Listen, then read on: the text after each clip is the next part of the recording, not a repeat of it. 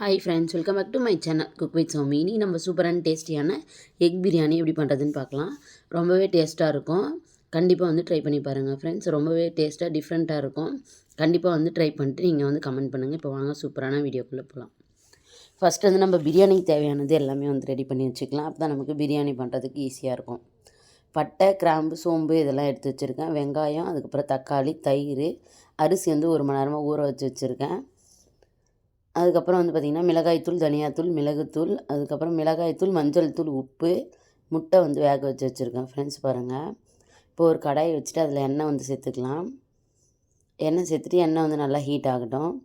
Heat ஆனதுக்கப்புறம் நம்ம வந்து ஆனியன் வந்து சேர்த்துக்கலாம். ஃபஸ்ட்டு நம்ம பிரியாணிக்கு என்ன பண்ண போகிறோம்னு பார்த்திங்கன்னா ப்ரௌன் ஆனியன்ஸ் தான் வந்து ரெடி பண்ண போகிறோம்.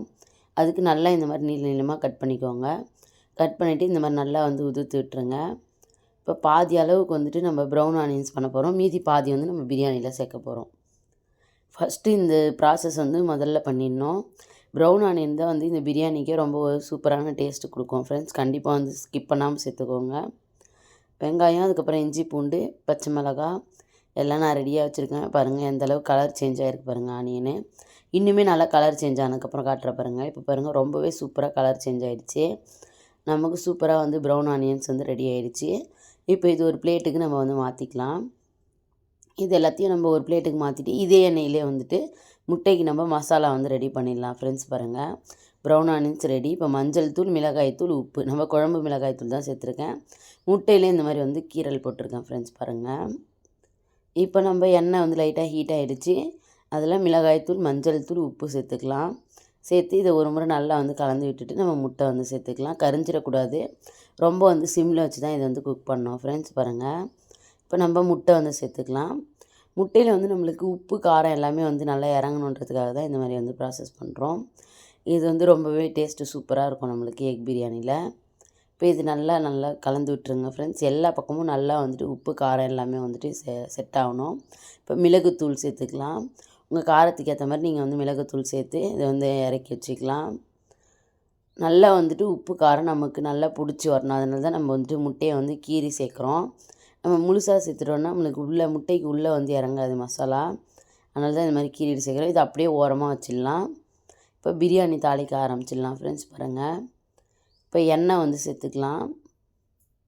நான் வந்து குக்கர் வச்சுட்டு இப்போ இந்த எண்ணெய் வந்து தேவையான அளவுக்கு சேர்த்துக்கிறேன். நான் இன்றைக்கி 1 கிளாஸ் அளவு தான் அரிசி வந்து சேர்த்துருக்கேன். நீங்கள் நான் வந்து இன்றைக்கி நார்மல் அரிசியில் தான் வந்து உங்களுக்கு பிரியாணி பண்ணி காட்ட போகிறேன். நீங்கள் பிரியாணி ரைஸ்லேயும் பண்ணிக்கலாம்.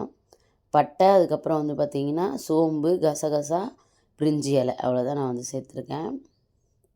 இப்போ சோம்பு நல்லா வந்து பொரிஞ்சு வரட்டும். சோம்பு நல்லா பொரிஞ்சிடுச்சு. இப்போ ஆனியன் வந்து சேர்த்துக்கலாம். இப்போ நம்ம மீதி வச்சுருக்க ஆனியன் எல்லாத்தையும் சேர்த்துக்கலாம்.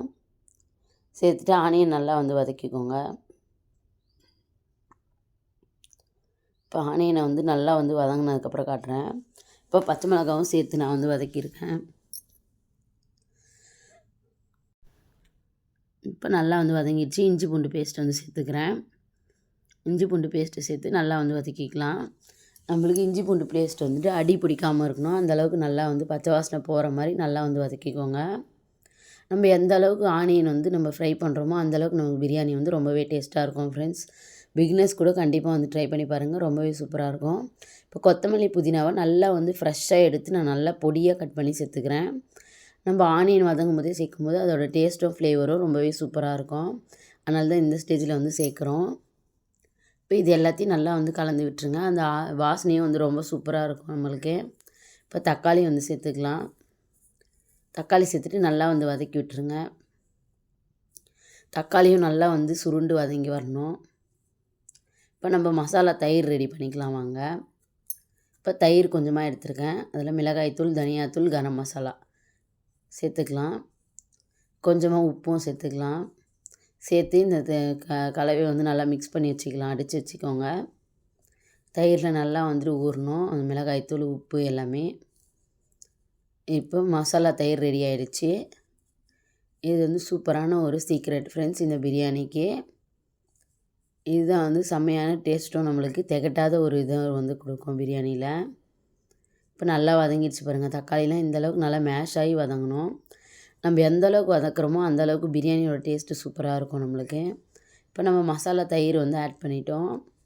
நமக்கு தேவையான உப்பு, காரம், புளிப்பு எல்லாமே வந்து இருக்குது. தயிரில் வந்து புளிப்பு இருக்குது. மிளகாய்த்தூள், உப்பு எல்லாமே நம்ம வந்து ஆட் பண்ணிட்டோம். இப்போ எல்லாத்தையும் நல்லா வந்து கலந்து விட்டுருங்க. இந்த அளவுக்கு நல்லா மசாலா வந்து வதங்கி வற்றி வரணும். அப்போ தான் நம்மளோட பிரியாணி வந்து ரொம்பவே டேஸ்டியாக இருக்கும் ஃப்ரெண்ட்ஸ். பாருங்கள், இப்போ நல்லா வதங்கிடுச்சு. இப்போ தண்ணி வந்து ஆட் பண்ணிக்கலாம். நான் 1 கிளாஸ் அளவுக்கு அரிசி சேர்த்துருந்தேன். இது நார்மல் அரிசி, புழுங்கல் அரிசின்றதுனால நான் 2 கிளாஸ் அளவுக்கு தண்ணி சேர்த்துருக்கேன். நல்லா கலந்து விட்டுருங்க. இது நல்லா கொதி வரட்டும். கொதி வந்ததுக்கப்புறம் நம்ம அரிசி சேர்த்துக்கலாம். இப்போ பாருங்கள், நல்லா கொதிக்க ஆரம்பிச்சிச்சு. இப்போ நம்ம அரிசி வந்து போட்டுக்கலாம்.